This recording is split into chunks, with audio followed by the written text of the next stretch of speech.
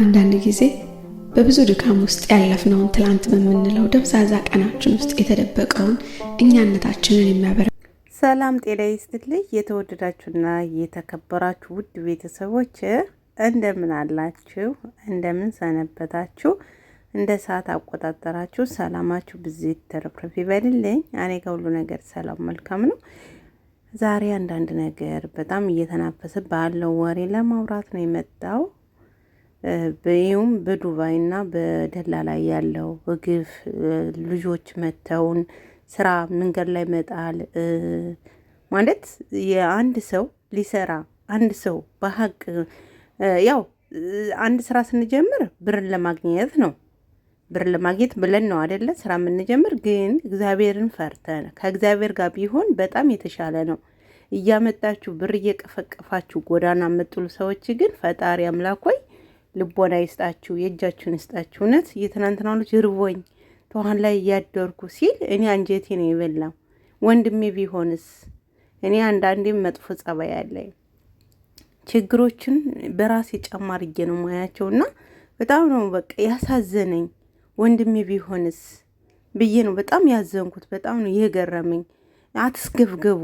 አረ ዱባይ ጉድ በቃ አሁንማ ጉዱ በጣም ብዙ ጉድ ነው ተሸክማ ያል ዱባይ። እውነቴን ነው የምላችሁ በጣም ብዙ ጉድ። ሁላችንም እኮ ስራው አለንበት። ግን በዚህ ልክ ወርደን የሰው ብር እየቀፈቀፍን የሰውን ላብ እንደዚህ ማሽመድመድ ምንድን ነው ጥቅሙ? 250 ሺህ ከፍሎልሽ መጥቶ ጎዳና ላይ የምትጠይው ትገባለ። እርግጥ ይኸውልሽ አንድ ነገር በትክክል ነው መስራት ያለባችሁ። የምትሰራው እንደዚህ ያለ ስራ ነው እስከምትገባ ድረስ እንደዚህ ነው ብሎ ማስረዳትና ማምጣት እና ደግሞ ሲቸገር መቀበል እንዴት ያቅታሻል? እንዴት ያቅታችኋል? በጣም አሁን ሌባው በጣም በስቷል ዱባይ ውስጥ በጣም ማለት ነው። በጣም አንዳንድ ሰዎች ደግሞ ይህ ሁሉ ብር ከፍሎ ለምን ይመጣ ምናምን። ብር የሚከፈለው ነገራችን ላይ ከኢትዮጵያ ኑሮ ወደ ዱባይ ይሻላል የሚለውን ስለሚያስቡ በ3 ወር በ4 ወር ሰርቻ አወጣዋለሁ ስለሚሉ ነው ነገራችን ላይ ወደዚህ የሚመጡት። ይህ ተገቢ ነው ብዬ አምናለሁ። ግን ስራ ይገኛል ወይ የሚለው ነው አሁን ትልቁ ነገር። ስራ ይገኛል ወይ የሚለው ነው። ነገራችን ላይ ስራ አለ፣ ግን ሰው ያስፈልጋል። ደህና ሰዎች ያስፈልጋሉ። ከስራው ቦታ ያሉ ሰዎች ያስፈልጋሉ። በጣም ሰዎች የሚያውቁ መሆን አለባቸው። የሰው ልጅ በጣም በተከበረበትና ተከብሮ በሚሰራበት መልክ መሆን አለበት። ኃላፊነት መውሰድ የምትችሉ እናንተ እስከዚህ ነው። በቃ አቃማ እስከሚሰራ ድረስ አንተ ጠንክረህ ከሰራህ አቃማ ከተሰራ ቀራማ ውስጥ አትገባም ብላችሁ ነው ማምጣት የምትችሉ። ያለዛ ደግሞ ወይም ደግሞ ሙሉን ወጪ አድርጎ አሁን በጣም ብዙ ብር ነው። እስከ 500 ሺህ የሚጠይቁ አሉ። አሁን በግል ማሰራት ቢዛ ማለት ነው። በግል ለማሰራት እንደዛ ነው። ለምን እንደዚህ ሆነ? ወዶ ፈቅዶ ነው ይሄ ሁሉ ብር ምናምን የሚባለው። ፌክ ነው። ለምን ወደንና ፈቅደን ነው። አንድ ነገርን ስንጀምር ወደንና ፈቅደን መሆን አለበት። ነገራችን ላይ ወደው ፈቅደው አምነውበት ነው የሚመጡ። ብር ምንም አይደለም፣ ብሩ አይደለም ዋናው። መጥቶ የተገባለት ቃል መተው ስራ ይገባሉ ወይ ነው። በተለይ ዱባይ ውስጥ የምትሰሩት ግፍ ግን በጣም አብስታችሁታል። በጣም የሰው ልጅ ይህን ያህል ኃጢአት መስራት ምንድን ነው? ነገ ለእኔ ምን አረተው። ግን በእውነት ነው ምላችሁ፣ ነገ እናንተ ምን እንደሚገጥማችሁ አታውቁም። ተው እንደዚህ አስሩ። በጣም ኃጢአት ነው ይህን ያህል ያውም በረ ጭራሽ ደግሞ እኛ እናመጣ። እኔ ደግሞ ወደዚህ እንዴት ገባሽ ምናምን እያልኩ አወራ ነበር። እና አንድ ማስታወቂያ ያየኋት አንዴ ነው የሆነች በቃ ወይ ወንድ አይሏት ወይ ሴት አይሏት። እኔ ይቅርታ አድርጉልኝ አትመቸኝም።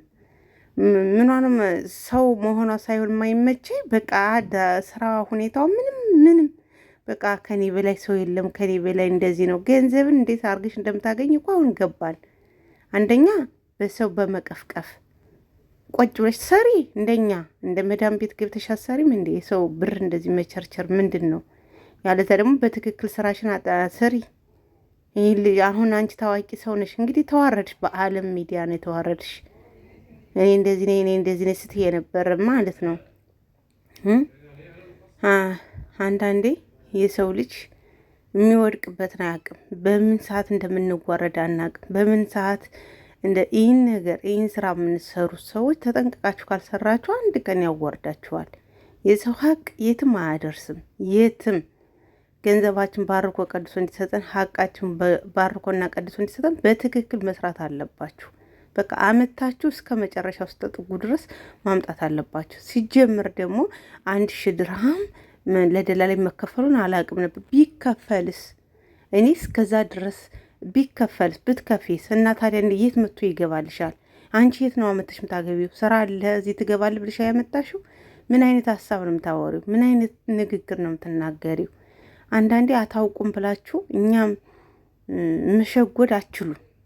ብዙ ነገር ስለምናውቅ ብዙ ነገር ስለማውቅ እኔ ለራሴ በጣም ብዙ ነገሮች አውቃለሁ። ምን እንደሚሰራ ምን እንደማይሰራ እያንዳንዷን ነገር አውቃለሁ። እና እባካችሁ ተቆጠቡ።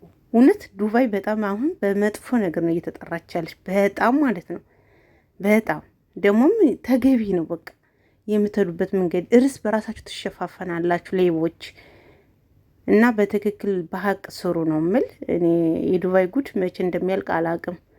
እኔ አይኖ በቃ ለራሳችሁ ስትሉ ከምንም በላይ ስማችሁ ማንነታችሁን አክብሩ ላለው። በተረፈ ግን አመሰግናለሁ። እግዚአብሔር ያክብርልኝ። ላይክ እና ሸር እያደረጋችሁ ስለምታበረታቱኝ በሌላ ቪዲዮ ውስጥ የምንመጣ መልካም ጊዜ መልካም ቆይታ ይሁንላችሁ እያልኩ በዚሁ